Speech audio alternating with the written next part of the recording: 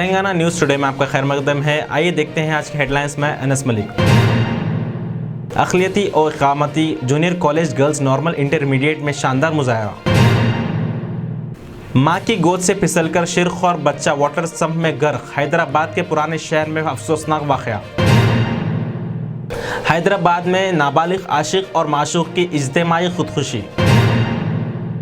ईद उल अज़हा के दिन टाइपराइटिंग का इम्तिहान। करीमनगर टीआरएस लीडर मोहसिन खान का चीफ मिनिस्टर चंद्रशेखर राव को मकदूम।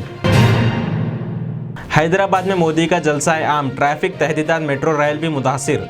सिकंदराबाद रेलवे स्टेशन जाने वालों को घर से जल्दी निकलने का मशवरा।